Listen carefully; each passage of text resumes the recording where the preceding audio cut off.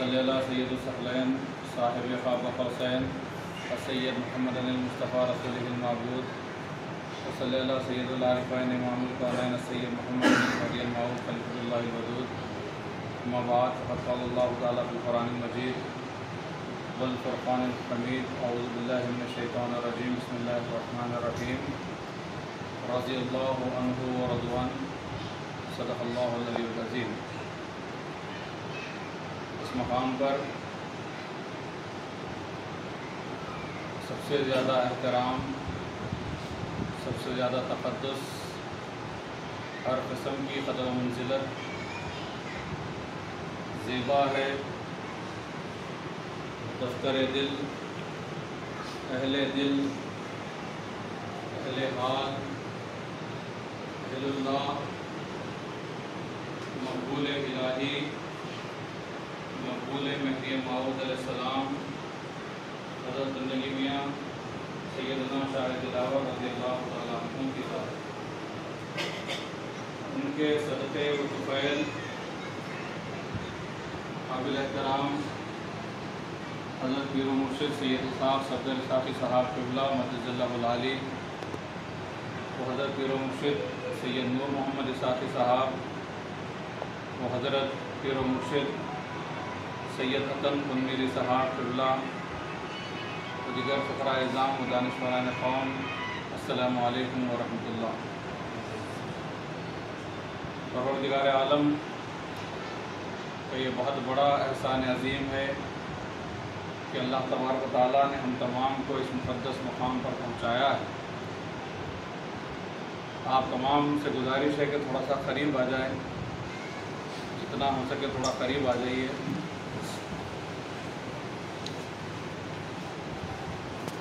इस मकाम पर ये हक़ीर बंदा ये मुनासिब नहीं समझता कि मैं अपनी आवाज़ को बुलंद करूं। हम जिस मकाम पर अल्लाह के फज़ल व करम से बैठे हुए हैं, ये हम इसका अंदाज़ा नहीं कर सकते कि इस मकाम का तक़द्दुस और इस मकाम की अज़मत क्या है। साथ ही साथ आप हज़रात इस बात पर भी हैरान होंगे कि उमूमी तौर पर किसी भी तकरीर या किसी भी जलसे में जो मुर्शिदीन मौजूद होते हैं उनको मुखातिबत में नाम लिया जाता है, और इस हक़ीर बंदे ने सबसे पहले आक़ा बंदगी मियाँ सैयदना शाह दिलावर रज़ियल्लाहु तआला अन्हु का नाम लिया। उसकी वजह यह है कि हम महदवियों का ये अक़ीदा है कि हमारे बुज़ुर्गान दीन ज़िंदा जाविद वो औरों के बुज़ुर्ग होंगे जो क़ब्रों में जिनको लोग मुर्दा समझते हैं, लेकिन हमारे बुज़ुर्गान दीन अपने मज़ारात, अपने रोज़े अक़दस में भी ज़िंदा जाविद हैं। वो हमें सुनते भी हैं और वो देखते भी। लिहाजा यही वजह है कि मैं अपनी आवाज़ को भी ज़्यादा बुलंद नहीं करना चाहता, ताकि ये बहुत ही ज़्यादा तक़द्दुस का मकाम है। और इस हक़ीर बंदे के साथ साथ आप तमाम हज़रात से भी बड़ी आजिज़ाना और मुअद्दिबाना मेरी गुजारिश है कि हम यहाँ के तक़द्दुस का लिहाज रखें, यहाँ के एहतराम का लिहाज रखें। जिस वक्त तक आप इस दायरे में मौजूद हैं, जब तक कि अपनी आवाज़ों को इंतहाई धीमी रखा करें। और ये आवाज़ को धीमे रखने का सलीक़ा ख़ुद अल्लाह तबारक व तआला कुरान मजीद में फ़रमाता है। रसूल अकरम सल्लल्लाहु अलैहि वसल्लम के ताल्लुक़ से सहाबा को ये हुक्म दिया गया कि तुम अपनी आवाज़ों को अल्लाह के रसूल सल्लल्लाहु अलैहि वसल्लम की आवाज़ से ऊँची ना करो। अगर तुम वो अपनी आवाज़ को ऊँची करोगे तो अल्लाह ताला फरमाता है कि तुम्हारे सारे के सारे आमाल ज़ाया हो जाएंगे और तुम्हें इस बात का शऊर भी ना होगा। बेशक ये आयत अल्लाह के रसूल सल्लल्लाहु अलैहि वसल्लम के ताल्लुक़ से है, लेकिन जो ज़ात अल्लाह के रसूल की ज़ात में फ़ना हो चुकी है, जो ज़ात महदी मऊद अलैहिस्सलाम की ज़ात में फ़ना हो चुकी है, जो ज़ात अल्लाह तबारक व तआला की ज़ात में फ़ना हो चुकी है, तो रसूलुल्लाह सल्लल्लाहु अलैहि वसल्लम के सदक़े से हमको उन बुज़ुर्गों का भी एहतराम उसी तरह से करना चाहिए। लिहाजा इस मकाम पर सबसे ज़्यादा जिस चीज़ की ज़रूरत है, जब हम यहाँ पर हाज़िरी देते हैं तो वो एहतराम की ज़रूरत है, धीमी आवाज़ में बात करने की ज़रूरत है, आहिस्ता से इस दायरे में चलने की ज़रूरत है। और साथ ही साथ मेरी आप तमाम से ये भी गुजारिश है कि इस पैगाम को आप अपने خواتین تک بھی پہنچائیے جو بھی یہاں پر آپ کے ساتھ آئے ہیں، ان سے بھی آپ یہ گزارش کیجیے کہ انتہائی ادب و احترام کے ساتھ ہم کو بات کرنا چاہیے، بہت دھیمی آواز میں ہم کو بات کرنا چاہیے۔ یہ مقام کس قدر مقدس ہے اس کا ہم کوئی اندازہ نہیں کر سکتے۔ جس ہستی مبارک کی زیارت کے لیے ہم حاضر ہوئے ہیں، ان کی سیرت اگر آپ پڑھیں گے تو آپ کو معلوم ہوگا کہ ان کا تقدس کیا ہونا چاہیے، کتنی عاجزی اور ان کے ساری کے ساتھ ہم کو یہاں پر اپنی زندگی گزارنا چاہیے۔ میں مختصراً بہت ہی کم وقت میں حضرت کی سیرت کے کچھ گوشے آپ کے سامنے رکھنے کی کوشش کروں گا کہ آپ کی تاریخ ولادت کی جو حقیقی تاریخ ہے وہ کسی کو بھی معلوم نہیں ہے، لیکن ایک اندازے کے مطابق 871 ہجری کے آس پاس آپ کی تاریخ ولادت ہوئی۔ لہٰذا بزرگان دین نے اپنی کتاب تذکرۃ الصالحین میں اور خاتم سلیمانی میں ایک اندازے کے مطابق یہ لکھا ہے کہ 871 ہجری کے آس پاس آپ کی تاریخ ولادت ہو سکتی ہے، اور آپ آقا بندگی میراں سید محمود ثانی مہدی رضی اللہ تعالیٰ عنہ سے 2 سال عمر میں چھوٹے تھے، اور تمام خلفائے مہدی موعود علیہ السلام میں عمر کے لحاظ سے سب سے بڑے بندگی میراں سید محمود ثانی مہدی ہیں، اور آپ کے بعد بندگی میاں شاہ دلاور رضی اللہ تعالیٰ عنہ ہی ہیں۔ حالانکہ خلافت دوسرے مقام پر بندگی میاں سید قنوی رضی اللہ تعالیٰ عنہ کو، پھر بندگی میاں شاہ نعمت رضی اللہ تعالیٰ عنہ کو، پھر بندگی میاں شاہ نظام رضی اللہ تعالیٰ عنہ کو اللہ نے عطا کی۔ آخری میں خلافت حضرت بندگی میاں سیدنا شاہ دلاور رضی اللہ تعالیٰ عنہ کو عطا کی گئی، لیکن عمر کے لحاظ سے ثانی مہدی رضی اللہ تعالیٰ عنہ کے بعد آپ کی عمر مبارک سب سے زیادہ اللہ نے عطا کی تھی۔ اور یہ روایت ہم سب جانتے ہیں کہ ایک جنگ کا موقع تھا جس میں جو ہے آپ کو میدان جنگ میں آپ کے رشتہ داروں نے چھوڑ کر چلے گئے، لیکن عمومی طور پر یہ بیان کیا جاتا ہے کہ بندگی میاں سیدنا شاہ دلاور رضی اللہ تعالیٰ عنہ کی پہلی ملاقات حضور خلیفۃ اللہ میراں مہدی موعود علیہ السلام سے اس مقام پر ہوئی جبکہ مہدی موعود علیہ السلام وضو فرما رہے تھے، جبکہ یہ روایت پوری طرح سے درست نہیں ہے۔ آپ مولود شریف پڑھیے، بندگی میاں سید شیخ عبد الرحمن رضی اللہ تعالیٰ عنہ فرزند شاہ نظام نے اس بات کو مولود میں روایت کیا ہے کہ شاہ دلاور رضی اللہ تعالیٰ عنہ پہلی مرتبہ مہدی موعود علیہ السلام سے ملاقات میدان جنگ میں کرتے تھے۔ ملاقات میں کوئی گفتگو نہیں ہوئی، بلکہ جب مہدی موعود علیہ السلام نے راجہ دلپت رائے کو قتل کیا تھا تو اس کے بعد شاہ دلاور رضی اللہ تعالیٰ عنہ کی نظر مبارک مہدی موعود پر پڑی، اور مہدی موعود کی نظر مبارک شاہ دلاور رضی اللہ تعالیٰ عنہ پر پڑی، اور شاہ دلاور رضی اللہ تعالیٰ عنہ نے اس کمسینی میں مہدی موعود علیہ السلام کو جذب استغراق میں جاتے ہوئے دیکھا، تو وہ جو دیکھنا تھا اس دیکھنے کی وجہ سے بندگی میں شاہ دلاور بے ہوش ہو گئے، اور آپ کی بے ہوشی کی وجہ سے ہی آپ کو میدان میں چھوڑ کر باقی لوگ بھاگ چکے تھے، کیونکہ آپ ہوش میں نہیں تھے اور آپ کو اٹھانا بھی مشکل ہو چکا تھا، اس وجہ سے آپ کو میدان میں چھوڑ کر آپ کے رشتہ دار جو تھے وہ چھوڑ کر چلے گئے تھے۔ تو جو پہلی ملاقات مہدی موعود علیہ السلام سے ہے وہ میدان جنگ میں ہے، اس عالم میں ہے کہ جب مہدی موعود علیہ السلام جذب استغراق میں آپ جا رہے تھے، جب بندگی میں شاہ دلاور رضی اللہ تعالیٰ عنہ کی پہلی نظر آپ پر پڑی،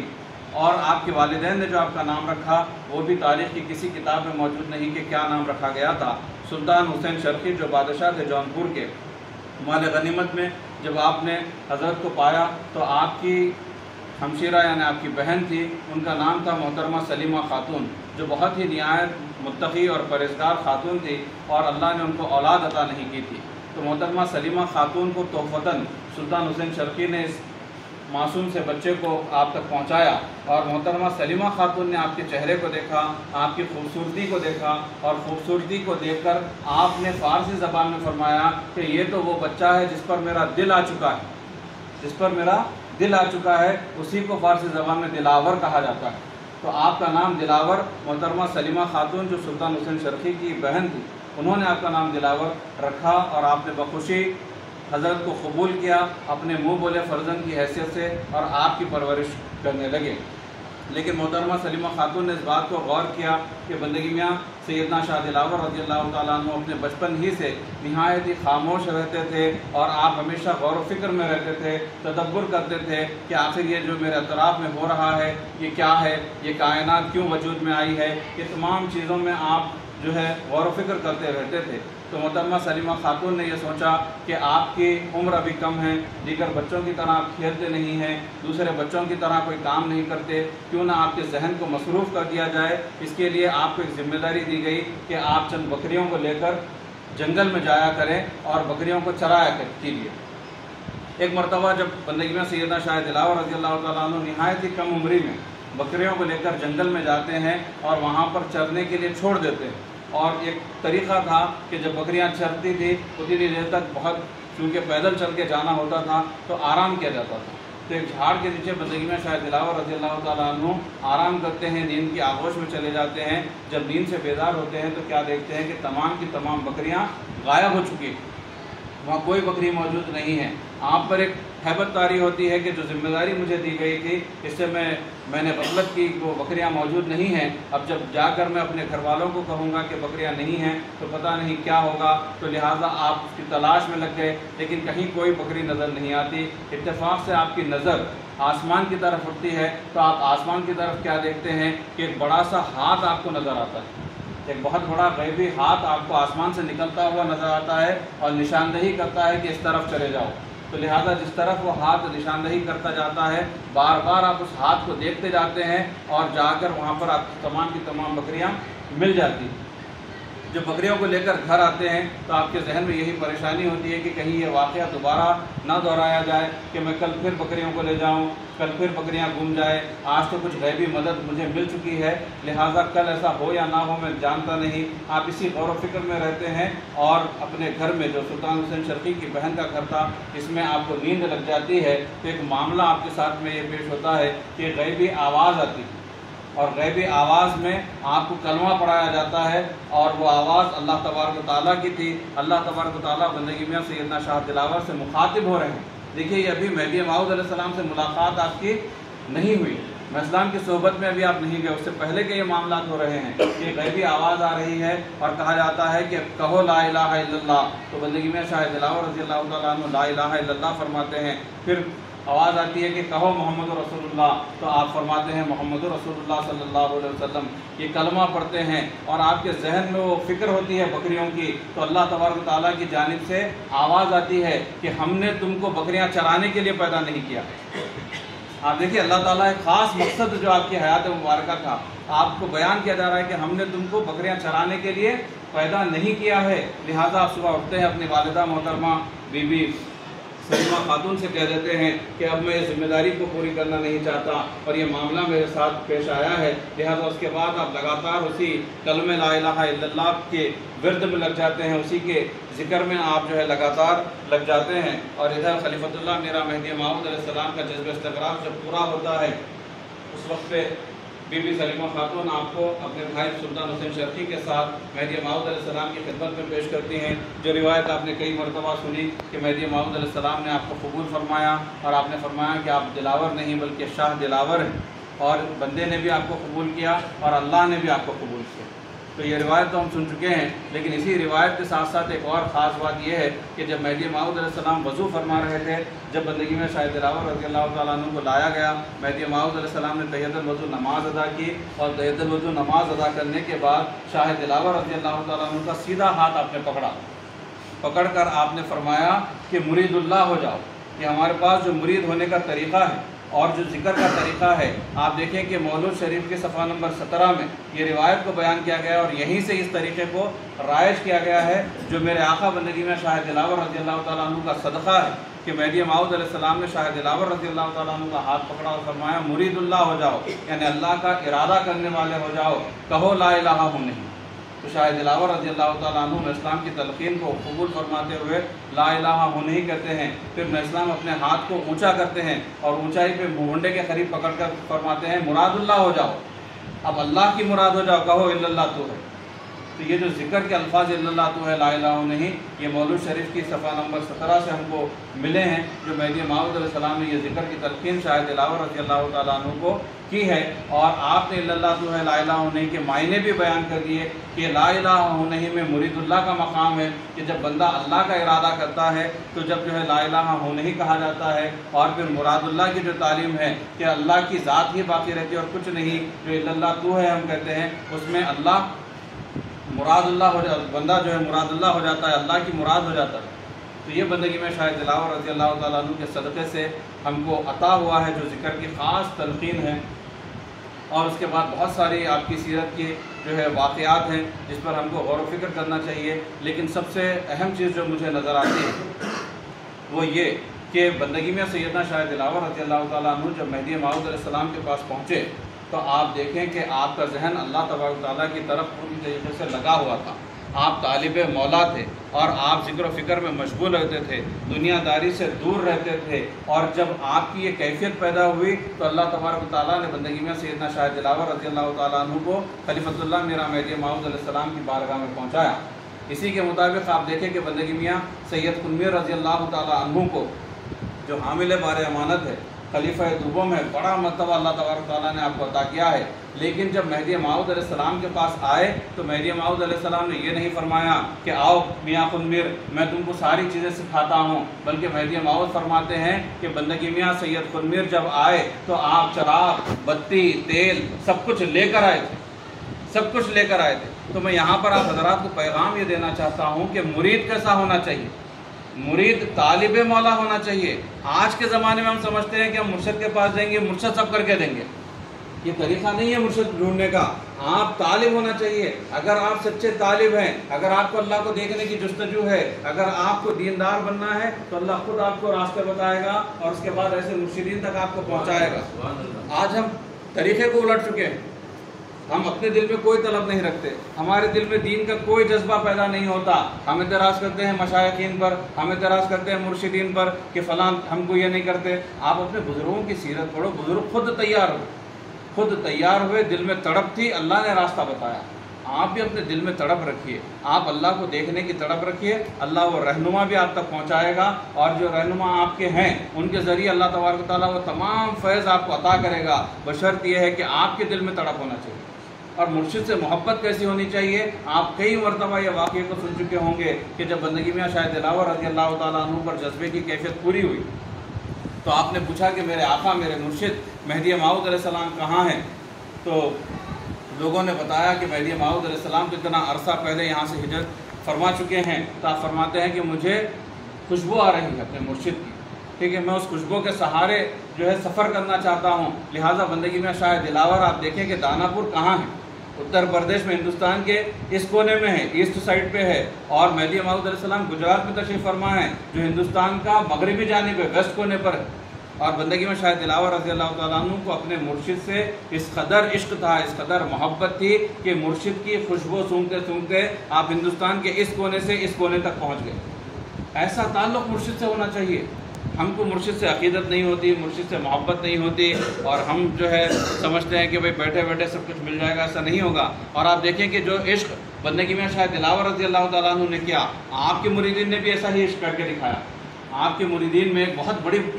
ہستی اللہ تبارک و تعالیٰ نے ہماری تاریخ میں گزاری ہے، جن کا نام بندگی میاں شاہ یوسف رحمۃ اللہ علیہ، جو بندگی میاں شاہ دلاور رضی اللہ تعالیٰ عنہ کے خلیفے اور مرید ہیں۔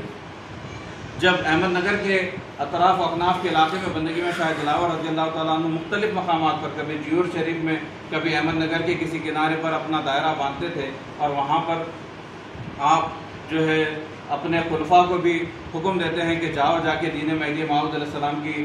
تبلیغ کرو۔ تو آپ کے ایک خلیفے، آپ کے ایک مرید بندگی میاں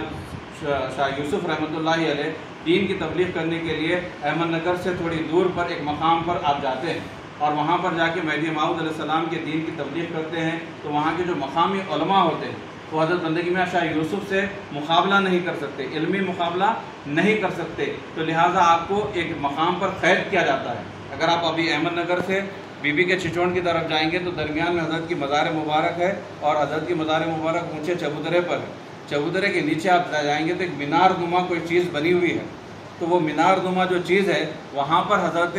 شاہ یوسف رحمۃ اللہ علیہ کو قید کر دیا گیا تھا۔ اور قید کیسے کیا گیا، آج آپ بھی جا کے آج بھی دیکھ سکتے ہیں، وہ ابھی بھی باقی ہے جہاں پر آپ کو قید کیا گیا تھا۔ وہ جگہ اتنی چھوٹی تھی کہ آپ نہ کھڑے ہو سکتے تھے، نہ لیٹ کے اپنے پیر لمبے کر سکتے تھے، بلکہ دو زانے جیسا ذکر اللہ میں بیٹھا جاتا ہے، آپ اس طرح سے دو زانے بیٹھ چکے تھے، اور باہر سے دروازہ بند کر کے لوگ جا چکے تھے، تاکہ وہاں کوئی قریب میں کوئی آدمی بھی نہیں تھا تاکہ آپ کی آواز کو سن کے کوئی دروازہ کھول دے، کچھ کر دے۔ تو لہٰذا آپ نے اللہ کی مرضی میں اپنی رضامندی کا اظہار کیا، اور اس قید خانے میں کم و بیش 7 سال تک بغیر کسی غذا کے، بغیر کسی کھانے پینے کے، بغیر کسی حرکت کے 2 زانے 7 سال تک اللہ کے ذکر میں بیٹھے رہے۔ آپ دیکھیں کہ کیسے اللہ کی عبادت کی جا رہی ہے۔ آج ہم کو عصر سے مغرب ذکر میں بیٹھنے کا موقع ملا، اتنے مقدس مقام پر کئی لوگ اٹھ کر چلے گئے، 7 साल तक बगैर हरकत के आप बैठे रहे। और जब बंदगी में शाह दिलावर रज़ी अल्लाह ताला अन्हु जियोर शरीफ में जब आपका दायरा था अहमदनगर के किनारे पर, तो वहाँ से आप बोड़खेड़ा की तरफ सफ़र करने लगे। तो जब सफ़र करने लगे और उस मकाम पर जहाँ पर आपके मुरीद बंदगी मियाँ शाह यूसुफ खैर हैं, वहाँ पर जब करीब से पहुँचे तो मियाँ यूसुफ को अपने मुर्शिद की खुशबू आने लगी। आप देखिए अक़ीदत मुर्शिदीन से कैसी होती है कि मुर्शिद की खुशबू आने लगी, बेचैन वो बेकरार हो गए। इतने साल से सब्र के साथ कैद में बैठे हुए थे, जब मुर्शिद की खुशबू आई दिल बेकरार हो गया और तड़प कर अपनी पूरी ताकत लगाकर उठने की कोशिश किए। दरवाजे पर जोर का हाथ मारा, दरवाज़ा टूट कर नीचे गिर गया। दरवाजे के साथ भी आप भी बाहर गिर जाते हैं। 7 साल से एक मकाम पर 2 जाने बैठे हुए हैं। बैठने की वजह से ये रान के ऊपर की चमड़ी और नीचे के पैर की चमड़ी चिपक चुकी थी। 7 साल से बैठे हुए हैं, चिपक चुकी थी। लेकिन जब मुर्शिद की खुशबू आई तो पूरी ताकत के साथ खड़े होने की कोशिश करने लगे तो चमड़ी जिस्म से अलग हो गई, जिस्म से खून बहने लगा। खड़े रहने की ताकत नहीं, कोई ग़िज़ा नहीं है 7 साल से, खाने का अनाज का एक दाना नहीं खाए हैं। लेकिन मुर्शिद से अक़ीदत कैसी थी आप देखिए कि वो रेंगते हुए घसीटते हुए अपने आप को उस रास्ते की तरफ जाने लगे जहाँ से बंदगी में शाह दिलावर रज़ी अल्लाह ताला अन्हु का गुज़र हो रहा था। और जब शाह दिलावर ने अपनी इस हालत में अपने मुरीद को देखा तो आपने कोई वहाँ पर गमज़दा नहीं हुए, मुस्कुराए और मुस्कुरा कर फरमाया कि बंदा अल्लाह की जानिब से तुमको ईमान की बशारत देता है। वो ईमान ये ईमान नहीं था जो हम समझते हैं, वो ईमान ज़ात खुदा का ईमान था जो मेहदी मौऊद अलैहिस्सलाम ने फरमाया। तो आप देखो कि मुर्शिद से मोहब्बत का क्या सिला मिलता है। ऐसी मोहब्बत अपने पीर से, अपने मुर्शिद से होना चाहिए। ऐसी अक़ीदत हमको रखना चाहिए जो बंदगी में शाह दिलावर रज़ी अल्लाह ताला अन्हु ने अपने मुर्शिद से करके दिखाई, आपके खुलफा ने अपने मुर्शिद से करके दिखाई। ये हमारी कौम की तारीख़ है। हमारे नौजवानों को चाहिए कि अपनी कुतुब को आप पढ़ें। आप पढ़िए तज़किरतुस सालिहीन, जिसमें तमाम बुजुर्गान दीन की किताब सीरत लिखी गई है। आप खातिम सुलेमानी जितनी कुछ हमारे पास मौजूद है उतनी पढ़िए। आप मौलूद शरीफ जो इस्लाम की सीरत की किताब है उसको पढ़िए। ऐसी कई किताबें हैं जिसमें जो है ना हमारे बुज़ुर्गों की तारीख़ को बहुत तफसील के साथ वाज़ेह तौर पर लिखा गया है। जब हम पढ़ेंगे तो हमको अपने बुज़ुर्गों की तारीख़ मालूम होगी। इसके साथ साथ बंदगी में शाह दिलावर रज़ी अल्लाह ताला अन्हु की सीरत का एक और अहम गोशा जो बहुत ज़्यादा ज़रूरी है आज हमको समझने के लिए, वो ये है कि हमारे मुर्शिदीन शरीयत की पाबंदी किस तरह से करते थे। हमारे बुजुर्गान दीन के पास शरीयत की पाबंदी कैसे थी।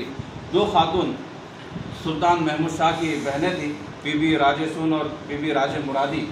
दोनों मेहदी मऊद अलैहिस्सलाम के हाथ पे उन्होंने तस्दीक़ की थी। और जब मेहदी मऊद अलैहिस्सलाम इस दुनिया से ज़ाहिरी तौर पर पर्दा फरमा चुके थे तो दोनों ने ख्याल किया कि जब मेहदी मऊद अलैहिस्सलाम की तमाम तर बशारतें जो शाह दिलावर रज़ी अल्लाह ताला अन्हु के ताल्लुक़ से है वो बशारतें बीवियाँ जानती थी, तो लिहाजा बीवियों ने ख्याल किया कि हम अब इलाक़ा बंदगी में शाह दिलावर रज़ी अल्लाह ताला अन्हु से लगा लेते हैं। लिहाजा शाह दिलावर रज़ी अल्लाह ताला अन्हु को दावत पर बुलाया गया ताकि आपसे मुरीद हो जाएं, आपसे इलाक़ा लगाएं। तो बीवियों को शाह दिलावर रज़ी अल्लाह ताला अन्हु को देखने का इतना शौक़ था, इतनी अक़ीदत और इतनी मोहब्बत थी कि शाह दिलावर रज़ी अल्लाह ताला अन्हु को जिस जानिब बिठाया गया दरमियान में पर्दा था और पर्दे के इस तरफ ज़नाना उमूमी तौर पर रहा करता था, लेकिन बीवियों का वो शौक़ जो था, जो मोहब्बत थी अपने मुर्शिद से, वो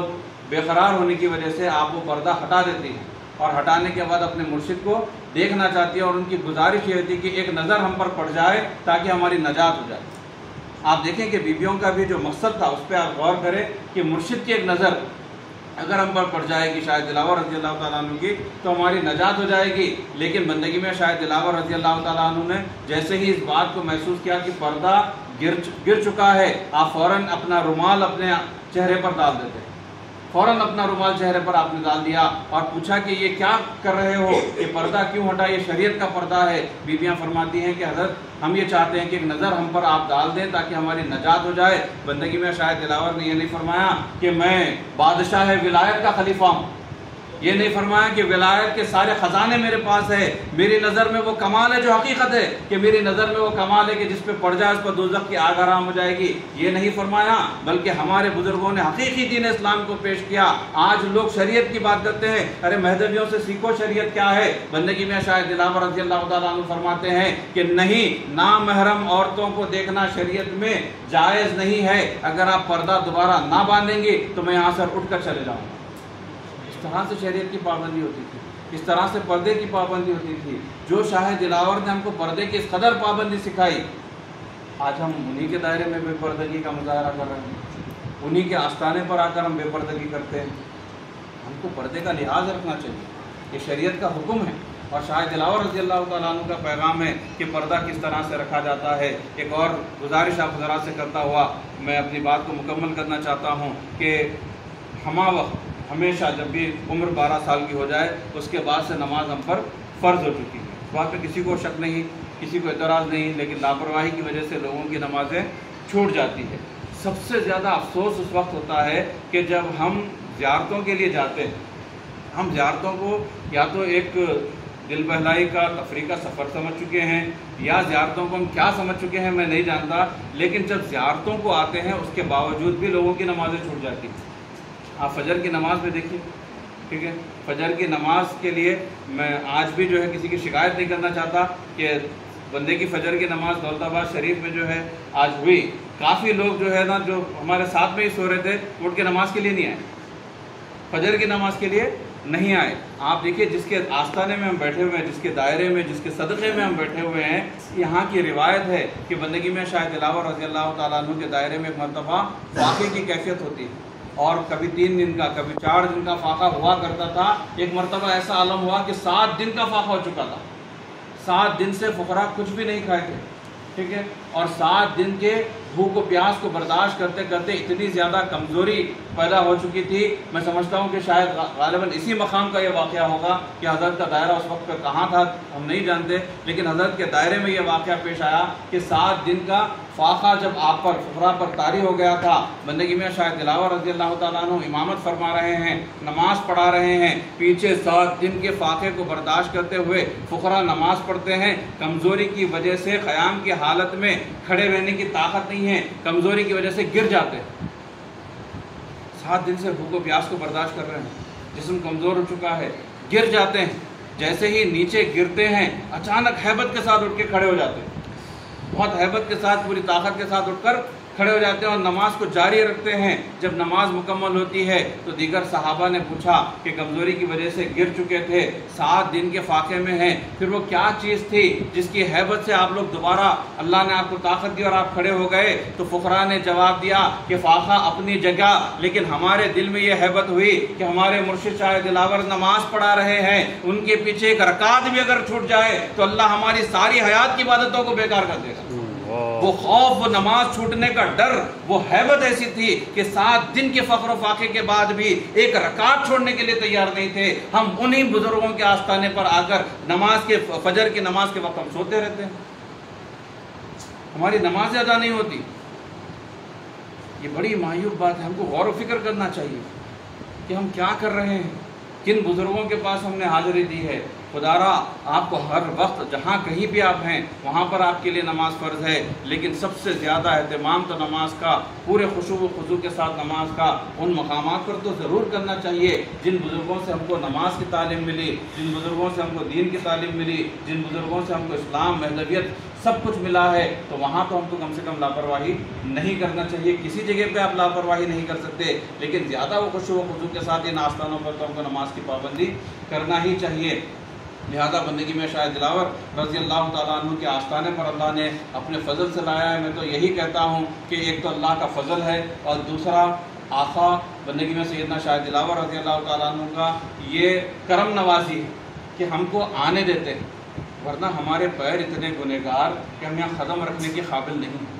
हमारी आंखें इतनी गुनहगार है कि हम उस मुक़द्दस रोज़े को देखने के काबिल नहीं हैं, हमारी ज़बानें इतनी गुनहगार है कि हम आका का नाम अपनी ज़बान से लेने के काबिल नहीं हैं। लेकिन ये इन बुज़ुर्गों की रहमदिली, इन बुज़ुर्गों की रहमत और इन बुज़ुर्गों की करम नवाजी है कि हमारे तमाम तर ख़ताओं को रखते हुए भी वो इतनी करम नवाजी करते हैं कि हमें आने देते हैं, हमें अपने मुक़द्दस मकाम का बोसा लेने की तौफ़ीक़ देते हैं। ये उनकी करम नवाजी है, इस पर हमको अल्लाह तबारक व तआला का शुक्र अदा करना चाहिए। और हज़रत की सीरत को आप पढ़ें, यही नहीं जहाँ पे आप आए हैं, इसके अलावा भी जब कभी भी आप अपने मकाम पर जाएंगे तो आप किताबें लीजिए, अपने मुर्शिदीन की सोबत में बैठिए, उनसे बुजुर्गान दीन के ताल्लुक़ से पूछिए कि किस तरह से हमारे बुजुर्गों ने अपनी ज़िंदगी गुजारी और जो आपके मुर्शिदीन ने आपको सिखाए, जो कुछ इल्म आपको किताबों के ज़रिए से या सादिक़ीन की सोबत से किसी भी ज़रिए से इल्म आपको मिलता है, तो उन बुजुर्गों की زندگی کے مطابق اپنی زندگیوں کو کرنے کی کوشش کریں، ان کے نقش قدم پر چلنے کی کوشش کریں، اور اللہ سے ان بزرگوں کے پاس یہی دعا کریں کہ پروردگار ہم کو ان بزرگوں کے پاس آ کر کوئی دنیا نہیں چاہیے۔ جیسا کہ مغرب کی نماز کے بعد حضرت نے بھی آپ کے سامنے بیان کیا کہ ہم اپنی مرادیں پوری کرنے کے لیے آ رہے ہیں، ہم کو اپنی دنیا نہیں مانگنا ہے، صحت نہیں مانگنا ہے، ہم کو اپنی پریشانیوں کو دور نہیں کرنا ہے۔ زیارتوں کے مقصد کو آپ سمجھیں، یہاں مرشدین یہاں پر تشریف فرما، ان کی اجازت سے میں یہ کہنا چاہتا ہوں کہ زیارت کا بنیادی مقصد فیض ولایت حاصل کرنا ہوتا ہے۔ یہ آج اکثر لوگ جو زیارتوں کو آتے ہیں وہ جانتے نہیں کہ ہم کیوں آئیں۔ ہم جاتے ہیں، جا کر عجیب عجیب دعائیں کرتے ہیں کہ ہمارے گھر کا کام رکا ہوا ہے وہ پورا ہو جائے، ہمارا ویزا نہیں آ رہا وہ مل جائے، ہمارا پاسپورٹ نہیں بنا ہے، وہ فلاں قسم کی دعائیں، صحت کی دعائیں، اس کی دعائیں، اس کی دعائیں۔ وہ اللہ اتنا عطا کر چکا ہے، پھر بھی ہمارا دل بھرتا نہیں، ہم مانگتے ہی جاتے۔